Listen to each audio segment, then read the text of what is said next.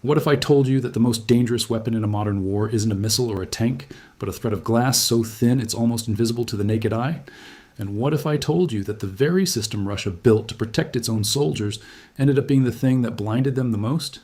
If you are ready to understand how the rules of war have changed forever, make sure you hit that like button right now. Subscribe to the channel so you never miss a breakdown like this, and share this with a friend who thinks they know what modern combat looks like. Let's rewind to a moment that changed everything. It happened on the Pokrovsk front, deep in the contested region of eastern Ukraine. The date was August 2026. The time, just past 3:30 in the morning. The air was heavy, humid, and still. There was no wind to carry sound, no moon to cast shadows. Just darkness and silence, hanging over the battlefield like a held breath. Underneath the ground, hidden beneath layers of reinforced concrete and earth, a Ukrainian team from the Unmanned Systems Forces was preparing a strike that would rewrite the rules of engagement. But this wasn't just another artillery barrage or a standard drone attack. This was a carefully calculated bet, a high-stakes gamble that relied on precision, patience, and a deep understanding of how the enemy thinks. They had 20 drones on the launch rails. These weren't the small consumer models you can buy online or even the military-grade Reapers you see in news footage. These were first-person view drones, or FPVs, built for precision strikes. They were agile, fast, and incredibly difficult to detect. And they were carrying shaped charge warheads, the kind designed to punch through inches of steel armor with devastating precision. But here is where the plan gets strange. Each of these 20 drones was trailing something behind it. A single hair-thin fiber-optic cable, barely visible to the naked eye. This cable connected the drone directly to the operator's screen. The signal didn't travel through the air where it could be intercepted or jammed. It traveled as pulses of light through this glass thread at nearly 200,000 kilometers per second. That small detail, that seemingly insignificant thread of glass, is the key to understanding everything that happened next. The launch command was given. 80 brushless motors spun to life simultaneously, creating a low hum that vibrated through the bunker walls. The drones lifted off in quick succession, like a swarm of angry hornets, and immediately raced toward a target that was roughly 13 minutes away by flight. That target was a massive Russian mechanized logistics convoy. A line of almost 50 vehicles stretched out along a narrow stretch of open road. There were armored personnel carriers, ammunition trucks loaded with explosives, fuel tankers carrying thousands of liters of diesel, and command vehicles bristling with communication antennas. They were bunched together, preparing to push forward into an assault position. This was the military's weak spot, a huge, heavy column forced to move along predictable routes, vulnerable and exposed. Ukraine had been watching this specific road for days. They used satellite imagery to track the convoy's movements. They used long-range reconnaissance drones to confirm the vehicle types and numbers. They intercepted radio communications to understand the timing and the chain of command. They knew exactly when the convoy would roll out and where it would be most vulnerable. There was a 1.5-mile segment of that road that had no tree cover, no buildings to hide behind, no natural obstacles to provide protection, no room for 50 vehicles to scatter quickly if they came under attack. It was a shooting gallery, and the Ukrainians had just taken aim, but the Russians weren't completely unaware. The moment those drones lifted off, something happened that the Ukrainian team had feared but prepared for. The copper windings inside the motors of the heavy drones heated up rapidly under the strain of the heavier payloads. This heat created a brief but detectable thermal signature. It was small, it was fleeting, but it was enough. A Russian infrared sensor, positioned about 8 miles away, picked up that tiny heat bloom against the cold background of the night.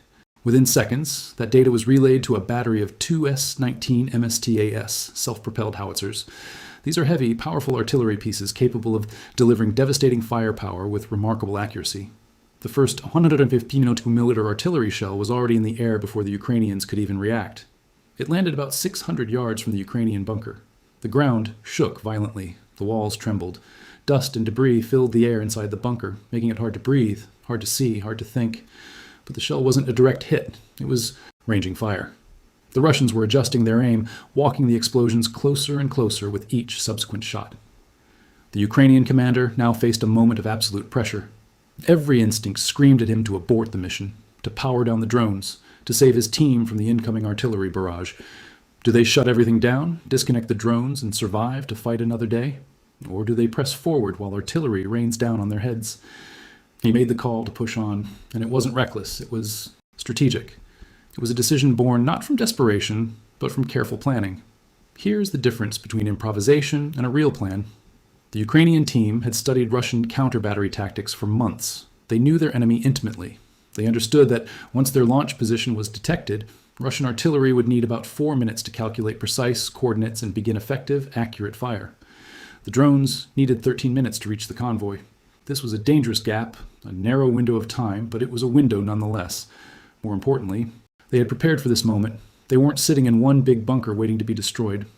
They had built 4 separate bunkers arranged in a diamond pattern, each one strategically positioned to maximize survivability. Each bunker was 850 yards apart from the others. Deep communication trenches connected them all underground, allowing for safe movement between positions. Only 3 bunkers were occupied. The 4th was kept empty as a reserve. Why 850 yards? Because a 152mm artillery shell produces a lethal blast radius of up to 300 yards.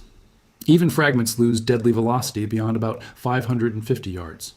At 850 yards of separation, even a direct hit on one bunker would barely scratch the others.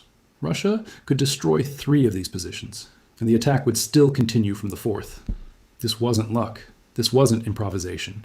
This was engineering built around the mathematics of Russian artillery. As the drones raced toward the convoy at nearly 90 miles per hour, the second artillery shell landed 550 yards away. Closer. The Russians were correcting their aim. The 3rd shell hit near the trench system connecting the bunkers. Thousands of metal fragments sprayed outward at tremendous speed, tearing through the earth like hot knives through butter. Most of the fragments hit nothing important, but 4 of the fiber-optic cables lying across the ground were sliced cleanly. 4 drone screens went dark instantly. Then, less than a second later, they flickered back on. Each of those 4 drones had automatically switched to a backup radio link. They were still flying. They were still receiving commands, but now they were vulnerable. Their invisible thread of glass had been severed, and in its place, they were broadcasting their presence to anyone listening. This is where the invisible battle began. Inside the Russian convoy, a vehicle was operating the Borisoglebsk K2, a powerful electronic warfare system. This system is specifically designed to detect and jam drone control signals. It can flood entire frequency bands with noise, drowning out video feeds, control commands, and GPS navigation all at once. It is a technological marvel, a weapon that fights not with explosions, but with interference. For 15 of the drones, still connected by intact fiber-optic cables, this jamming was completely irrelevant. Their data traveled as light through the glass thread. Radio interference can no more stop that than shouting can stop a text message from being delivered. It was like trying to stop a river by shouting at it. But for the 5 drones now forced onto radio backup, the situation became fatal within seconds. The Russian electronic warfare crew detected them, jammed their frequencies, and one by one, all 5 radio-dependent drones were knocked out of the fight. One crashed into the ground with a dull thud. One drifted away and disappeared into the darkness. The other 3 lost their links and spiraled out of control, tumbling helplessly. From the Russian perspective, the system was working perfectly. The swarm was being dismantled. Their electronic warfare had proven its worth. But 15 drones were still coming, and their screens had not flickered once. While all of this electronic warfare was happening in the invisible spectrum, the physical battle was heating up with terrifying speed. A BMP armored vehicle scouting ahead of the convoy spotted the incoming swarm through its thermal optics. The crew immediately opened fire with its coaxial machine gun, sending tracer rounds screaming into the pre-dawn sky like angry red fireflies. The drone formation responded instantly with almost biological precision. 5 of them climbed higher, seeking altitude for a better attack angle. 5 dropped lower, hugging the terrain to become harder targets. 5 shifted diagonally left, 5 moved diagonally right. A shifting diamond pattern formed in the sky, a constantly evolving formation designed to confuse and overwhelm. Individual drones constantly swapped positions between the groups, making it impossible for the gunner to track any single target for more than a fraction of a second. The machine gun rounds cut through the spaces where drones had been only a fraction of a second earlier. At those speeds and distances, hitting a small, maneuvering target with a machine gun is like trying to swat a fly with a broomstick in a dark room while the fly is moving at 90 miles per hour. It was almost impossible. Back at the bunker, the Ukrainian commander made another critical call. He ordered the crews in the 3 occupied bunkers to disconnect their equipment, grab their portable control units, and move through the deep trenches to the 4th reserve bunker. Minutes later, another 152mm shell landed on the position they had just abandoned. The explosion ripped through the empty space, destroying equipment and fortifications that were no longer occupied. Russia now had to start the targeting process all over again, find the new position, calculate new coordinates, adjust the fire. That bought the Ukrainians several more precious minutes that would prove decisive. Now, the central tension of the battle reached its peak. This was the moment where everything hung in the balance. The Borisoglebsk 2 crew saw the 5 targets vanish from the sky, but 15 others were still coming. They couldn't understand why their jamming was failing. They were professionals. They had trained for this. Their equipment was state-of-the-art. And yet, the drones kept coming unaffected by their most powerful tools. They did what any crew would do under pressure. They increased the output. They widened the frequency coverage. They began flooding every band commonly used for drone control, video transmission, satellite navigation, and tactical radio communication. They threw everything they had at the invisible spectrum, hoping to drown out the enemy. And that is the moment Russia's own defensive system began to eat itself from the inside. Electronic warfare does not distinguish between friendly and enemy signals. It is indiscriminate. It does not care whose equipment is being affected.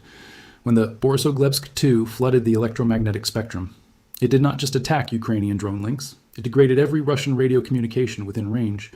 The BMP crew that had just engaged the swarm tried to send a warning to a Pantsir S-1 air defense system positioned several miles behind the convoy. All they heard was static. They tried again, more static. They tried a third time, nothing. The Pantsir had 30mm cannons capable of firing 5,000 rounds per minute. It had interceptor missiles that could reach out and destroy targets miles away. It had radar and electro-optical tracking systems that could lock onto targets with deadly precision. It was the most dangerous defensive asset in the entire convoy, a mobile fortress of firepower. But it was not receiving targeting data from the forward elements. It did not know how many drones were coming, from which direction, at what altitude, or how fast. It was blind and deaf in the middle of a battle. The BMP could see the threat, but couldn't communicate it. The Pantsir had the firepower but lacked the information. The Borisoglebsk 2 was trying to blind drones that didn't use radio, and in the process, it was blinding the very forces trying to defend the convoy. This is the central irony of the entire engagement. Russia's electronic shield had become an electronic cage. Meanwhile, the 15 fiber-optic drones continued descending. They dropped close to the terrain, spreading into multiple approach axes designed to overwhelm the defenders. The distance to the convoy shrank below 4 miles. The Pantsir crew finally detected the incoming swarm on their own sensors. They saw small, low-flying objects appearing on the radar display, but separating real targets from ground clutter at that altitude was extremely difficult. The crew switched to electro-optical and thermal imaging, manually tracking the drones against the landscape. It was like trying to find a needle in a haystack while the haystack was moving. At approximately 3 miles, the Pantsir opened fire. The twin 2A38M 30mm autocannons roared to life at a combined rate of 5,000 rounds per minute. The sound was deafening, a continuous thunder that echoed across the battlefield. The gunner didn't try to hit individual drones. Instead, he swept the cannons laterally, creating a corridor of fire directly across the predicted flight path. It was a curtain of lead and steel, designed to shred anything that flew through it. 3 drones were torn apart almost immediately. One tumbled out of the sky like a wounded bird. Another exploded in midair, scattering debris across the battlefield. The third slammed into the ground, its warhead detonating harmlessly in the dirt. 12 became 8 in a matter of seconds. The swarm was shrinking, but the 8 survivors adapted. They were not mindless machines. They were controlled by skilled operators who had trained for this exact scenario. They split their formation. 2 climbed higher, drawing fire. 2 dropped to nearly ground level, becoming almost invisible against the terrain. 2 shifted left, 2 shifted right. They reformed the shifting diamond pattern, constantly swapping positions, forcing the Pantsir gunner to track 4 different approach axes with different angular rates simultaneously. The gunner had to choose. He picked the high group. They were the easiest to see against the open sky, the clearest targets on the electro-optical sensor. The twin cannons elevated and began tracking upward. The decision was made in an instant, but it was a decision that would cost them everything. That was exactly the wrong decision. While the Pantsir focused its attention on the most visible targets, the low-flying drones and the flanking drones accelerated toward the convoy, with almost no fire directed at them. Every second the turret pointed upward was another second. The most dangerous approach corridor remained undefended. The Pantsir had proven it could kill drones, but it had also shown Ukraine how to make it look in the wrong direction. It was like a chess player who had been tricked into pursuing a pawn while ignoring the queen bearing down on the king.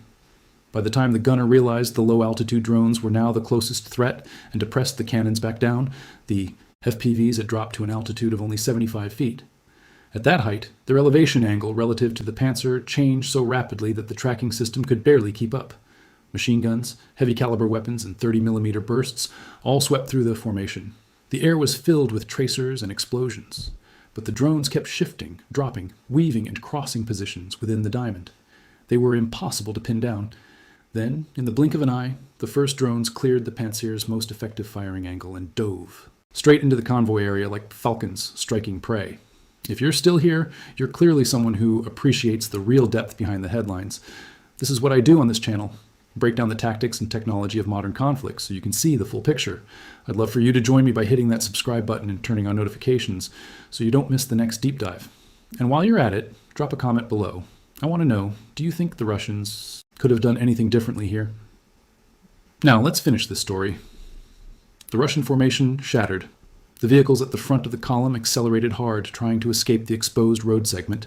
Their drivers slammed on the gas, desperate to get out of the kill zone. But the heavy trucks and support vehicles at the rear could not match that speed. They were weighed down with ammunition, fuel, and supplies. The gap widened between the two halves of the convoy, creating a deadly separation. 4 drones immediately broke from the formation and targeted the slower rear section. At 120 feet per second, they covered the final 1,200 feet in less than 10 seconds. It was a blur of motion, a flash of speed. 4 simultaneous dives, 4 impacts. The first explosions ripped through the rear vehicles with devastating force. Trucks slammed on their brakes, creating a chain reaction of collisions. Others swerved off the road, their tires spinning uselessly in the soft dirt. The orderly column dissolved into chaos. Men shouted, engines roared, explosions echoed across the landscape. The remaining 4 drones pushed deeper into the convoy, weaving through the wreckage. The Pantsir was still firing, but the sustained barrage had generated so much heat in the gun cluster that the crew was forced to reduce the firing rate to prevent mechanical damage. The barrels were glowing red hot. The mechanisms were straining. That reduction lasted roughly 10 seconds. That doesn't sound like much, but for a drone traveling at 90 miles per hour, 10 seconds is 1,200 feet of uncontested airspace. The 4 drones punched through the gap like runners breaking through the finish line. Now picture what was happening on the Ukrainian control screens at this moment. Low battery warnings were flashing on every feed. One drone showed 11% remaining. Another showed 10. The lowest was at 9%. Constant maneuvering, low-altitude flight, and crosswinds had drained far more power than anyone had anticipated. None of these drones had enough energy to return home. This was a one-way trip from this point forward. There was no turning back, and there was another clock, ticking. The fiber-optic spools were nearly empty.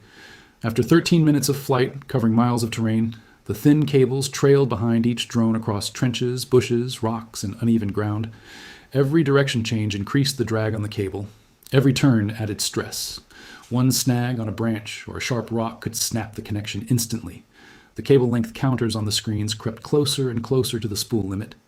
The very technology that had made these drones invisible to Russian jamming was about to run out. At the worst possible moment. Battery dying. Cable almost spent.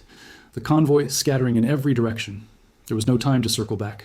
No time to search for perfect targets. The operators selected whatever vehicles remained inside the approach corridor, lowered the noses of the drones, and entered the final dive phase. This was it. The moment of truth. The final 2 drones entered their terminal dive at exactly 3:40 in the morning. The first locked onto an artillery ammunition truck, caught in the bottleneck of the dissolving convoy. At less than 150 yards, the operator stopped making course corrections. Every unnecessary input would drain the last drops of power from a battery sitting at 2%. The drone slammed into the side of the truck with everything it had left. The shaped charge warhead detonated on impact with a blinding flash. The copper liner collapsed inward, forming a superplastic jet of metal traveling at several miles per second. At the point of impact, pressures reached tens of gigapascals, concentrating all that energy into an area only a few centimeters wide. The jet punched through the metal wall of the cargo compartment like a needle through cloth, leaving a hole that was almost invisible to the naked eye. Inside that compartment were propellant charges and crates of 150 mm artillery rounds. They didn't need a massive explosion to begin cooking off. They needed only heat. And in the penetration zone, temperatures exceeded 1,000 degrees Celsius in the first instant. The metal was still glowing when the first round began to smoke. Within seconds, the first secondary explosion ripped the truck apart from the inside. The force was incredible, throwing debris hundreds of feet in every direction. The final drone struck a fuel tanker only a few vehicle lengths away. The tanker carried thousands of liters of diesel, a river of potential energy waiting to be unleashed. When the warhead penetrated the tank wall, the metal tore open and superheated. Liquid began spraying outward under pressure. Diesel doesn't normally explode the way gasoline does, but when it is atomized into extremely fine droplets and mixed with burning metal, fragments and superheated air, it ignites with devastating force. Temperatures in the fire zone exceeded 800 degrees Celsius. A fireball engulfed the center of the convoy, turning night into day for a split second. Then, the two strikes began feeding each other. The blast wave from the ammunition truck threw metal fragments and concussive force into vehicles dozens of yards away. The ruptured fuel tanker poured combustible liquid into an area that was growing hotter by the second. A truck behind tried to reverse but was blocked by a vehicle that had already gone off the road. An armored vehicle ahead couldn't turn because the gaps between vehicles had shrunk to just a few yards. The convoy that had tried to accelerate out of the ambush was now trapped inside the bottleneck of its own making. On the Ukrainian screens, the first video feed vanished when the drone struck. The second went dark seconds later. No drones remained in the air. The mission was over. But the secondary explosions continued. Artillery rounds inside the burning truck detonated in waves, each one throwing superheated fragments into surrounding vehicles. Burning diesel flowed across the road surface, creating a river of fire along the very route the convoy had planned to use. The vehicles at the front kept fleeing, desperate to escape. Those at the rear were forced to stop or scatter blindly into the terrain beside the road. The formation of nearly 50 vehicles no longer existed as a coordinated fighting force. The road Russia intended to use to push forces into its assault was now blocked by its own burning wreckage. The fire lit up the night sky, visible for miles. 20 drones had launched. 5 were lost to electronic warfare. 3 were destroyed by the Pantsir's cannons. 4 more were knocked down by various defensive fire. 8 made it through. And of those 8, the final strikes turned a logistics convoy into a graveyard of burning steel. The math was brutal, but it was effective. But the most remarkable thing about this engagement was not the explosions. It was the chain of failures on the Russian side that made those explosions possible. The Borisoglebsk 2 system jammed drones that were not using radio and, in the process, cut off communication between the very units trying to defend the convoy. The BMP saw the threat but could not warn the Pantsir. The Pantsir had the firepower but lacked the coordination. The convoy tried to flee but created its own bottleneck. Every Russian defensive layer worked in isolation, and Ukraine exploited every single gap between them. The fiber-optic cable, that thin thread of glass trailing behind each drone, was the technology. That made the difference. It turned electronic warfare from a shield into a blindfold. It allowed 15 drones to fly through a wall of jamming as if it didn't exist, and it forced the Borisoglebsk 2 to increase its power output to the point where it silenced its own allies. The very solution Russia trusted to protect them became the instrument of their defeat. This is what modern warfare looks like. Not a contest of brute force, but a contest of systems. Whoever understands how the enemy's defenses connect and where those connections can be broken holds the advantage. Ukraine did not just attack a convoy. It attacked the seams between Russia's defensive layers and tore them apart from the inside. It was surgical. It was brilliant. And it was devastating. This analysis only scratches the surface of how warfare is evolving, and if you want to stay ahead of the curve, understanding these systems is key. That's exactly what I break down every week on this channel. Subscribe now, hit the bell, and become part of a community that looks past the noise to see how the world actually works. If you found this breakdown valuable, share it with someone who needs to understand the changing face of conflict. So, I want to leave you with one question. What do you believe was the true decisive factor here? Was it the fiber-optic technology that made the drones invisible to jamming? Was it Russia's electronic warfare mistake that silenced its own communications? Or was it the convoy's own panic, the chaos of 50 vehicles trying to escape a trap they had driven themselves into? Tell me in the comments. I read every single one. And if this breakdown opened your eyes to something new about how wars are actually fought today, share it with someone who needs to see it. This is the kind of analysis that matters. I will see you in the next one.